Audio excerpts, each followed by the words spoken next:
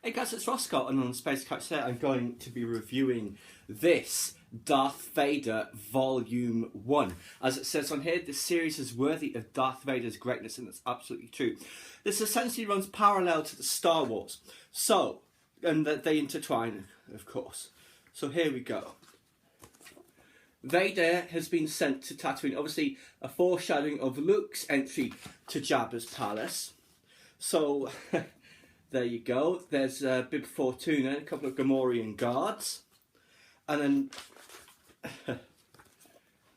this is where Jabba complains that he's killed 2 of his guards. And he says, I have only killed 2. Don't make me reconsider my generosity. It's brilliant. So basically, here we go. The Emperor has sent him to Tatooine. And of course... some of the bounty hunters decide they could take Vader, which they can't, of course. Vader has got, obviously, several reasons for going there. He's here privately, and he will return the following day. So here's some. He's making, it's not his bargain, but he's telling Jabba what's going to happen. So, one day earlier on Coruscant. Bear in mind, this is just after the destruction of the first Death Star. And also just after the destruction of that weapons factory. So, remember Overseer Agadine, the one who Leia punches in the face? Well, he did indeed live to see another day, but that will be his final day. The Overseer will not fail us again.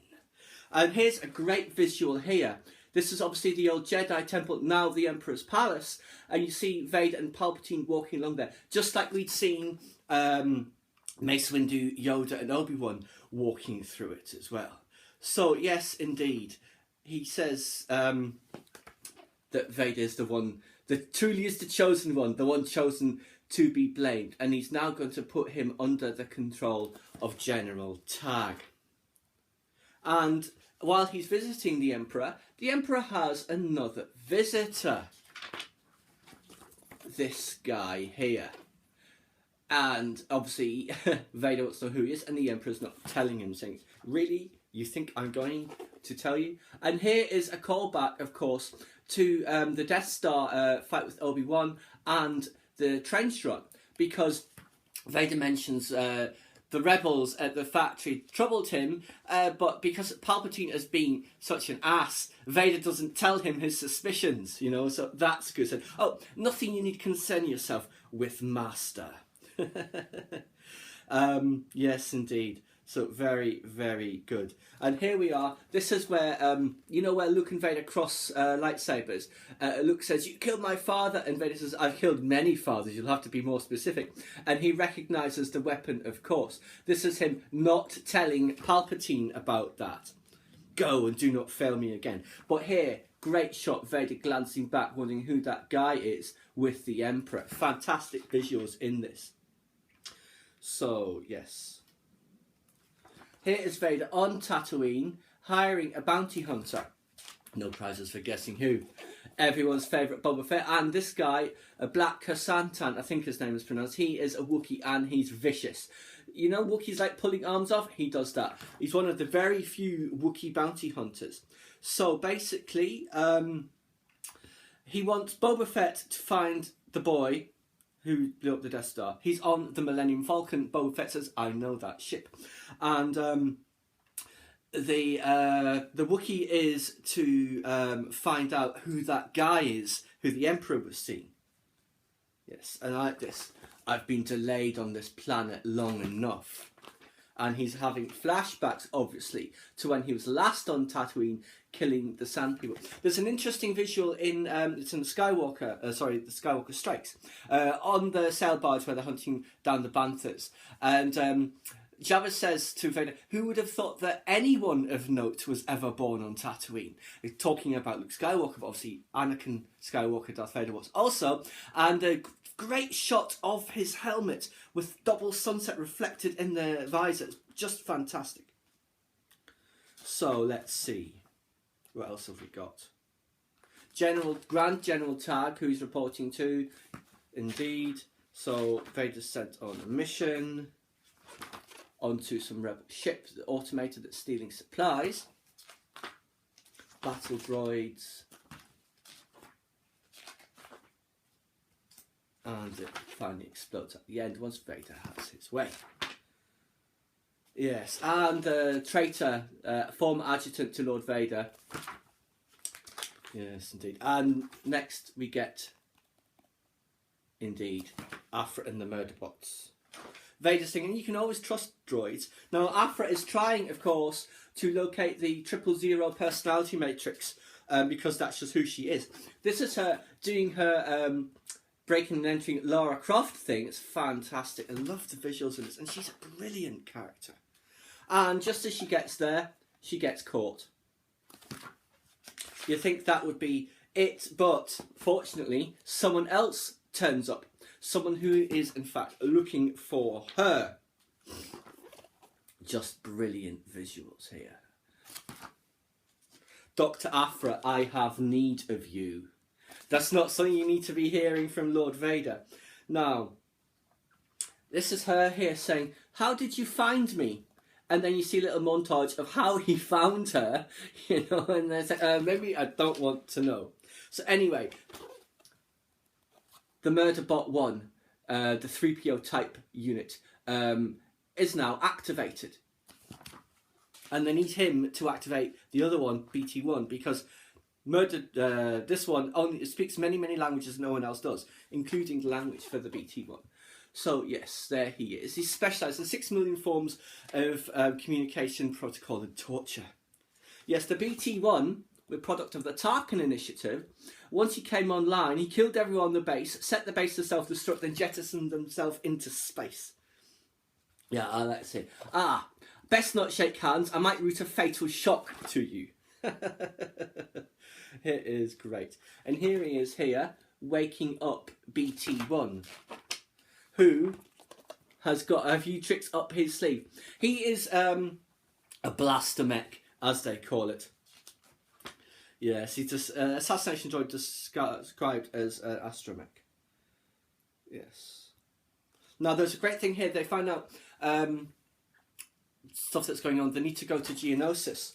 And Aphra here says, how do you feel about a trip to Geonosis? Vader's face. He says, I have no feelings regarding Geonosis. And here they are after the sterilisation, which I think occurs in the Tarkin novel. I'm not sure. So, yes.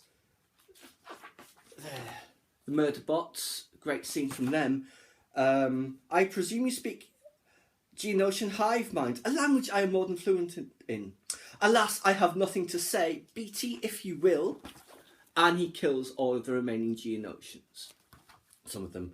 And then says, oh, I do have something today to say. Haha, you are on fire and also dead. Brilliant they are. Absolutely brilliant. They find the last of the Hive Queens. And Vader wants to essentially... She's kind of like a cyborg type thing now. So she says, is the Empire not taking enough from me? And Vader says, no. And steals her droid factory. It's brilliant stuff. And this is where Aphra's saying, okay, you're going to kill me, aren't you? Even though this is what I've wanted my whole life. Like I said, she loves her work for Lord Vader. And here, the Wookiee has captured that agent. And here he is. So he said, oh, I won't tell you anything. And he says something like, oh, I do love when you play your part. Now, let's start with your name. And I love this. Sir, I'm afraid there's good news and bad news regarding the gentleman. I have found out his name and where he's come from. And Vader then says, then dispose of him. And Zero says, oh, in that case, I have doubly good news, for he's already dead. And he says, I'm very sure you're interested in meeting your rivals. Explain. The Emperor's replacements for you, sir. Set course immediately. So yes, they're heading to that base. Dr. Silo 4 is his name. And it's a facility that's built onto a space whale. Vader thinks that's an abomination, which is a bit rich coming from him. So they're invading that place.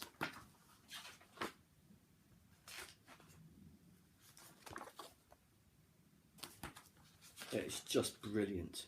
And they finally come across Silo's plans, which is several people who can essentially use their force, although they're not force sensitive. They've had lots of DNA sequencing redone, and they are abominations. And Vader says, the force is weak with you. You are no Jedi, you are no Sith. So yes, and there they are, all his various abominations that he's created. There's also a calamari in there. And anyway, the Emperor turns up. This is where Vader was about to kill them, and Palpatine, because there's like Silo's children, and the Emperor says, "You will forgive Lord Vader. He is sensitive on the topic of children." Yes. So essentially, all of those people are now getting tested. So they all have to fight each other, so the Emperor can decide which one of these projects can be his new right-hand man. Just some more of that. Yes, like this. Do not slay each other, or if you do, ensure I do not find out. And look at Vader checking out the others as he leaves with the Emperor. They then have a scene where essentially Vader's getting bitch slapped by the Emperor verbally, telling he's a failure and all of that. And then it cuts back to that Boba Fett sequence, you know, where he comes to see Lord Vader. So there we are. Yes, he got lucky. Just his name, Skywalker.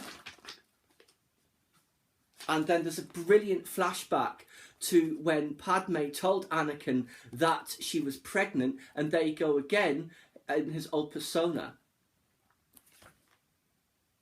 And then, remember, at the end of Revenge of the Sith, where he asks, "Where's Padme? Is she all right?" And the Emperor says, "You killed her in your anger." There. Skywalker says, "I understand us perfectly." And there he remembers her, and then he remembers her dying. And there's Luke, and here he says, "I have a son. He will be mine. It will all be mine." It's absolutely brilliant. It does justice to Darth Vader. I thoroughly recommend this and all of them to you. I can't wait to get on with the others. Please subscribe to my channel if you enjoyed this content. Leave me a comment suggestion for an upcoming topic you'd like to see discussed, or like the video.